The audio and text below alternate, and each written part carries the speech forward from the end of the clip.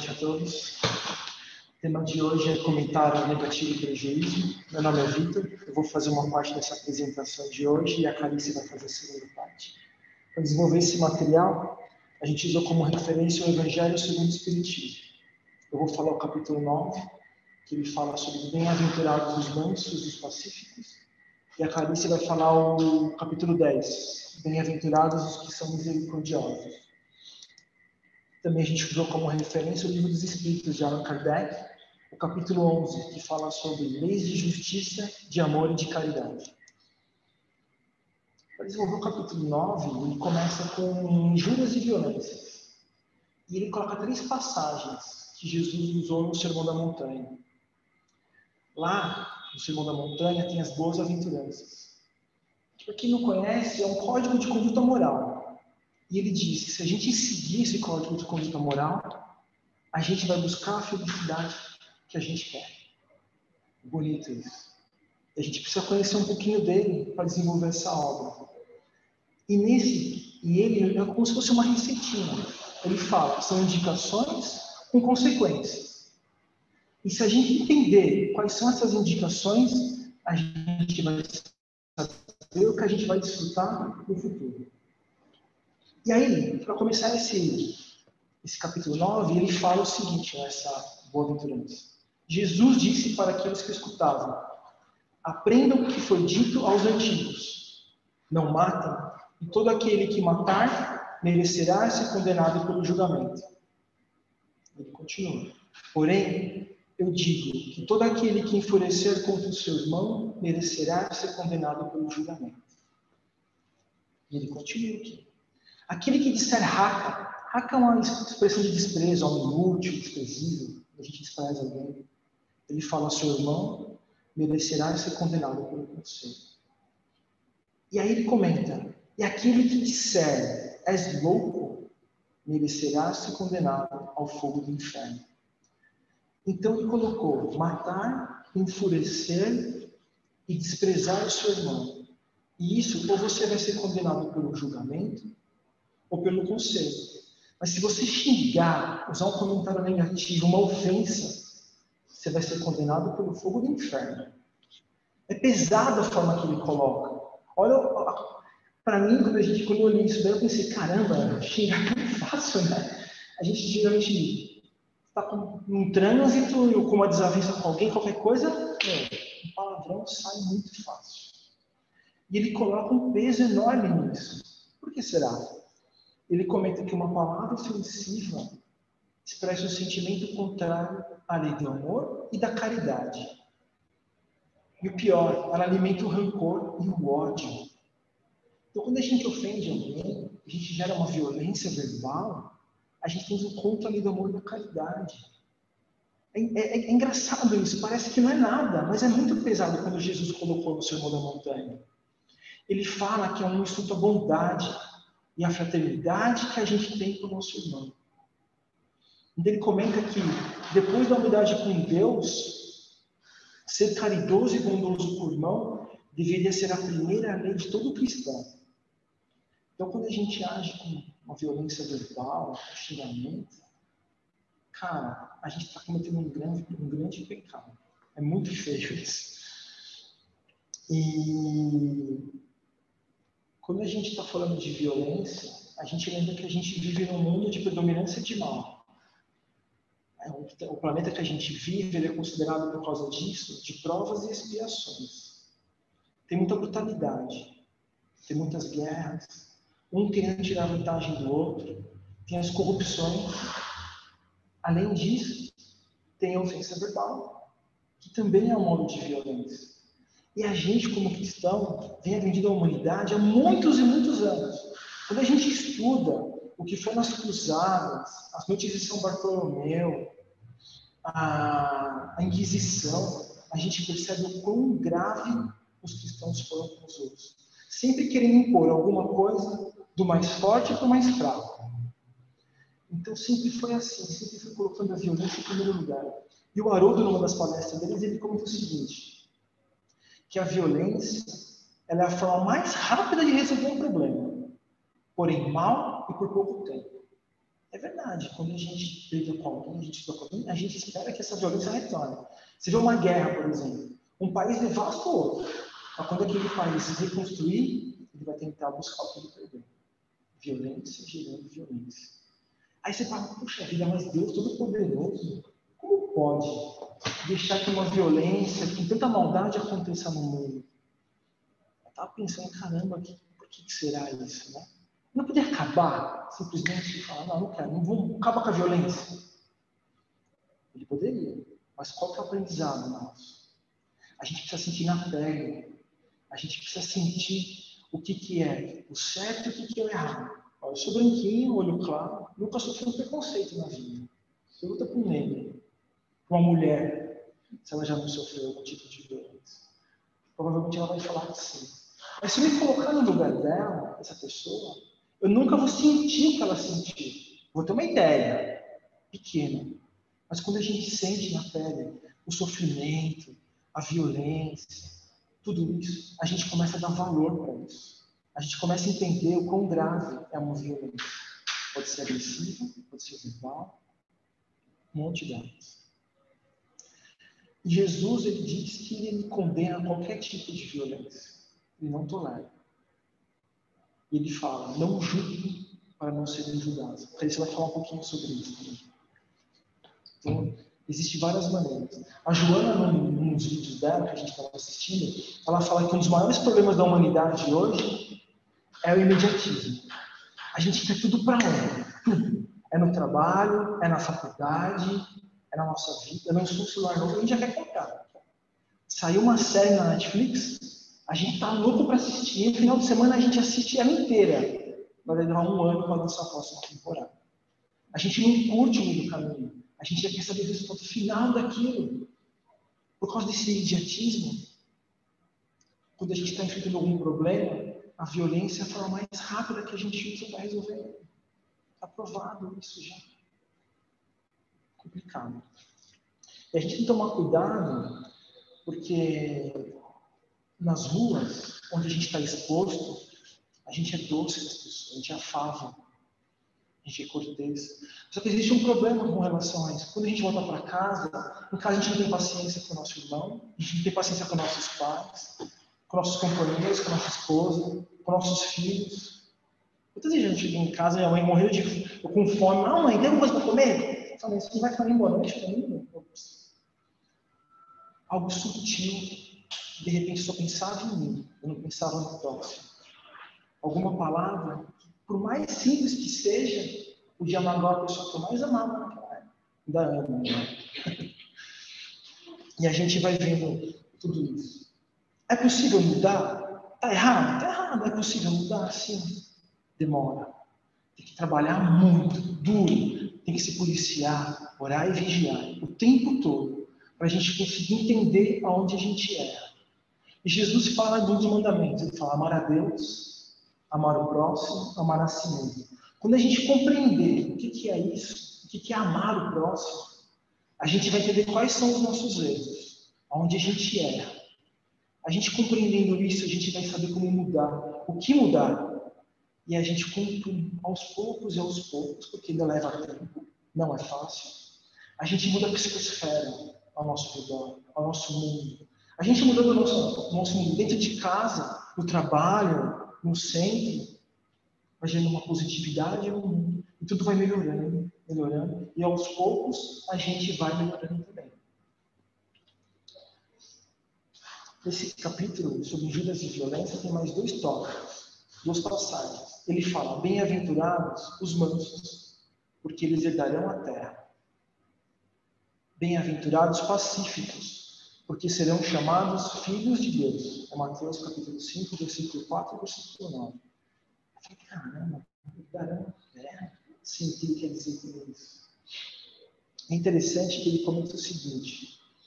Ele começa esse capítulo falando assim, que é para a gente renunciar aos bens desse mundo. E Jesus e Deus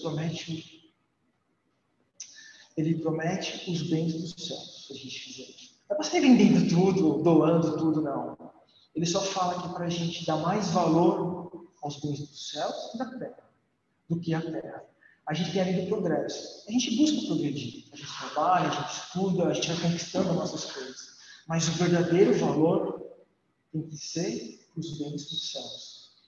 Ele explica por quê. Por que os muitos herdarão as terras? Porque hoje, até hoje, infelizmente, os mais fortes e violentos foram que conseguiram construir essas qualidades negativas. Eles que conseguiram se apossar desses prazeres da terra. Todo esse tesouro que a gente tem. São eles, através das lutas, da violência, que vão adquirindo e adquirindo isso. E nós, mansos, foram perdendo isso, foram ficando de lado.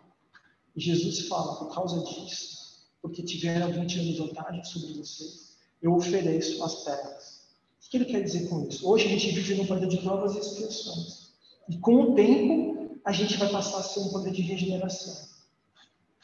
E trabalhando nisso, sendo afável, cortês, amoroso com o próximo, fazendo caridade, não gerando violência verbal, a gente vai conseguir ser um mundo feliz. E depois um mundo divino e celeste. E aí por diante. É interessante que ele faz o Haroldo, numa dessas palestras, ele fala uma coisa muito interessante.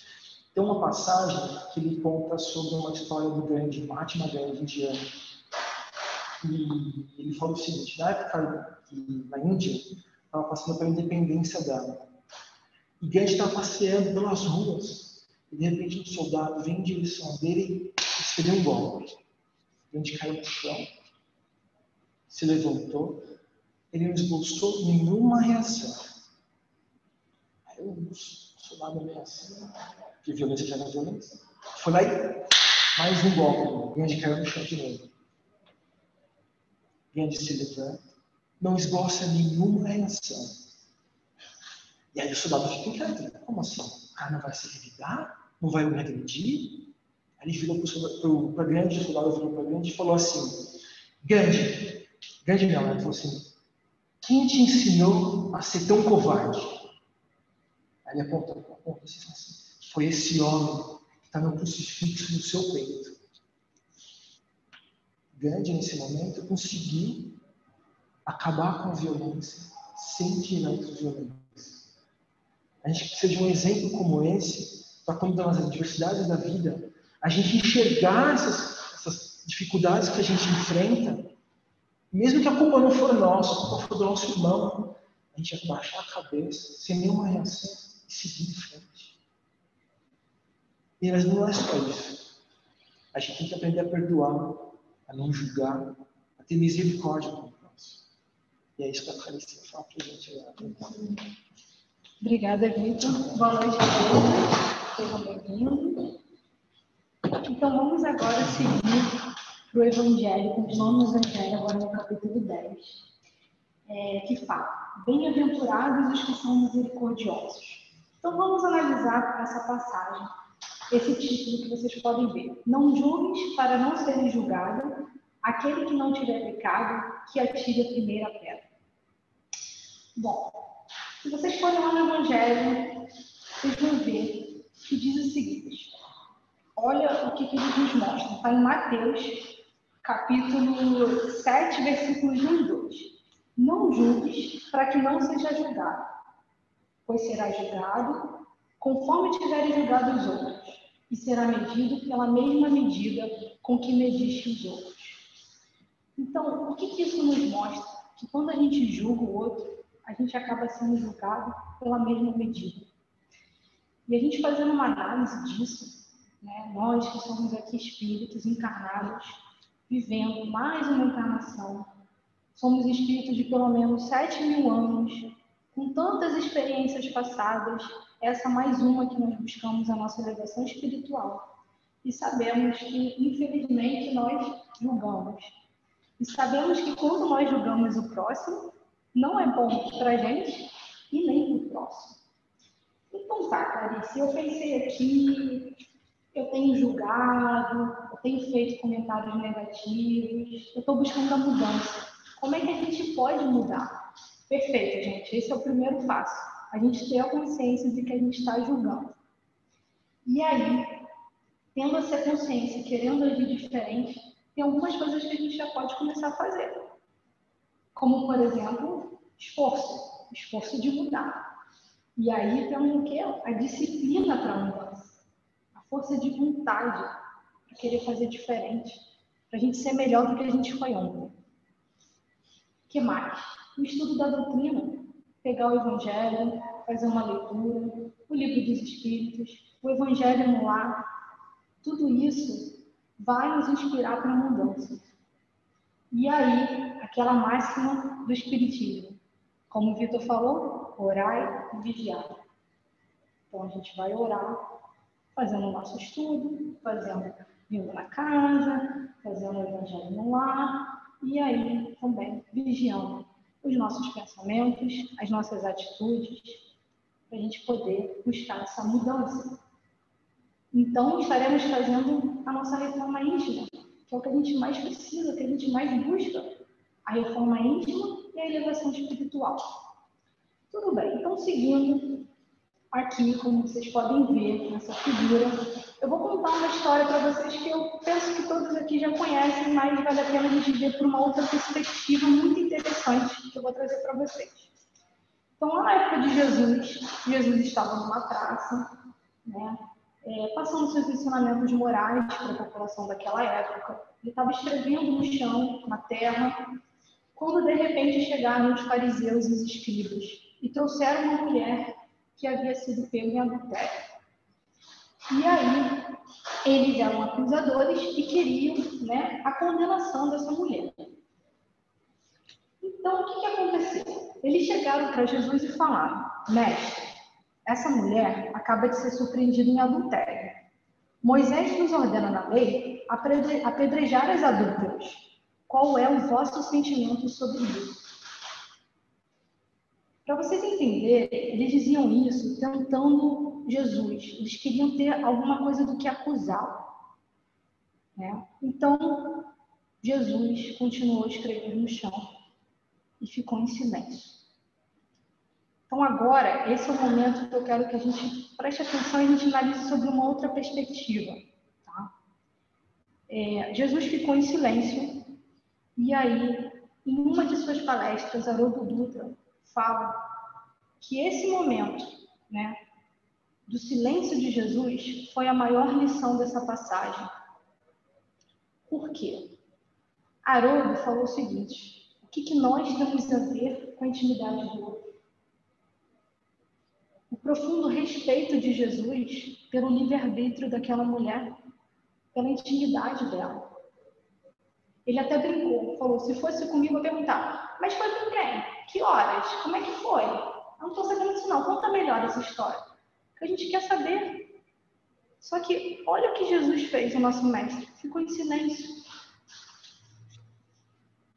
E eles continuaram a interrogar Jesus. Por que eles continuaram a interrogar Jesus? Porque eles queriam condenar. Mas Jesus, como nós sabemos, ele veio para a renovação das leis. Ele veio trazer o amor. Ele não veio para destruir as leis. E aí, como Haroldo contou na sua palestra, isso entra no âmbito moral. Os espíritos puros, eles não apedrejam, eles não condenam. Daí, Jesus se levantou, né? Depois de eles continuarem a interrogá-lo, ele se levantou e disse isso: aquele dentre vós que não tiver pecado, atire-lhe a primeira pedra. Então, o que aconteceu? Jesus deixou que a consciência daquelas pessoas falasse mais alto. Transpareceu o que eles sentiam. E aí, eles foram embora. E aí, nessa passagem, João, né, capítulo 8, versículos 3 a 11, ele conta que os mais velhos foram os primeiros a se retirar. Por que foram os primeiros? Porque ficaram extremamente envergonhados, porque já tinham uma certa maturidade, vivido diversas experiências e quantas vezes já não haviam pecado. Então, os mais velhos foram os primeiros a se retirar, depois vieram os mais novos, e assim, no final, não ficou mais ninguém. E aí só restou Jesus e ela. Como Haroldo falou sabiamente, o mestre e a sua aluna. E aí Jesus falou para ela: mulher, onde estão os vossos acusadores? ninguém te condenou? E ela diz, não, Senhor. E ele falou, eu também não te condenarei. Vai e não peques mais. Quando Jesus diz, eu não te condenarei, ele nos mostra uma lição muito importante. Jesus, um espírito de luz, tão evoluído, o nosso governador do planeta, dizendo que não vai condenar, sendo que ele nunca pecou. E mais, vai e não peques mais. Por quê? Porque ele veio para renovar, ele veio para trazer um amor. Então, quando ele diz para ela não pecar mais, para que ela não cometa isso novamente, com a pessoa com que ela ama, com o seu marido, para que não ocorra o adultério novamente. Então, fica aí uma grande lição. E aí, falando nessa frase, aquele que não tiver pecado, atire-lhe a primeira pedra, como o Evangelho nos mostra, é uma máxima que faz da indulgência um dever. Tá, então, aí, o que é indulgência? Né? Para ficar um pouco mais claro para a gente entender. Eu fui até o dicionário e procurei. A indulgência é a facilidade para perdoar os erros dos outros. E aí, por que faz isso a indulgência um dever, essa máxima? Porque não há quem não irá precisar da indulgência. Como é que a gente pode esperar, ou até mesmo exigir do outro que nos perdoe, se nem nós mesmos perdoamos o outro? E mais uma vez, o Evangelho nos mostra que não devemos, de maneira alguma, julgar os outros mais severamente do que nós julgamos a nós mesmos. E muito menos condenar no outro o que nós desculpamos em nós. Quantas vezes a gente não comete um erro, nós temos aquela responsabilidade de sermos melhores, de não julgar o outro, mas nós julgamos. E nós, quando nós cometemos esse erro, ou qualquer outro erro, a gente sempre pensa assim, não, tudo bem, eu errei ali, não vou errar mais, tá tudo bem, vira a página, foi só aquele deslize, eu sei que não está certo, mas quando eu, não, é o outro, ele errou, eu não quero mais saber, aquela pessoa foi grossa, falou aquilo, não, nós condenamos. Então fica aí uma reflexão, né? E aí, antes da gente censurar alguém, nós devemos pensar se a mesma censura não vai recair sobre nós. E aí eu trouxe para vocês 2 motivos da censura. Vocês podem ir lá no Evangelho, no capítulo 10, vocês vão achar. O primeiro é reprimir o mal fazendo o bem. E que é louvável, e muitas vezes é um dever. Não é mesmo? E o segundo, desacreditar a pessoa cujos atos se critica, fruto da maledicência e da maldade. Esse aí, gente, não tem desculpa. E olha que interessante que eu achei. Jesus, ele não podia impedir que se censurasse o que é mal, porque ele mesmo nos deu o exemplo disso. Mas ele queria dizer que a autoridade da censura está na razão da autoridade moral daquele que pronuncia a censura. Torna-se culpado daquilo que condena no outro e abdicar dessa autoridade. E como Haroldo Dutra nos falou, a transparência que nós temos diante de uma situação, que nós entendemos que nós também julgamos, nós entendemos que nós não temos essa autoridade moral para acusar, muito menos para condenar, e há 2000 anos era apedrejado. Então, lembrarmos dessa autoridade moral. E aí, fui lá no Livro dos Espíritos, na pergunta 873, que fala sobre justiça. A pergunta é a seguinte: o sentimento de justiça está na natureza ou ele é o resultado de ideias adquiridas? E olha a resposta dos Espíritos. O progresso moral desenvolve esse sentimento, mas não dá. Deus colocou esse sentimento de justiça no coração do homem. E olha que interessante que os Espíritos nos falam. Vem em que frequentemente, em homens simples e incultos, se vos deparam noções mais exatas de justiça do que nos sábios. Então fica mais uma reflexão. E aí, as nossas considerações finais. Como o Vitor falou, a lei do amor e da caridade, seguir essa lei, né? Evitarmos esses comentários negativos, evitarmos os julgamentos e se apoiar sempre no exemplo do bem. Na dúvida, nos apoiamos na doutrina, no que o mestre nos deixou, de exemplos, ensinamentos. E para finalizar, eu trouxe aqui sobre a psicografia de Chico Xavier, que foi ditada pelo Espírito André Luiz. Eu penso que tem tudo a ver com o que a gente está falando hoje. Cada criatura tem o seu drama, a sua aflição, a sua dificuldade e a sua dor. Antes de julgar, busca entender o próximo e compadece, para que sua palavra seja uma luz de fraternidade, no sentido do bem. É isso. Obrigada a todos.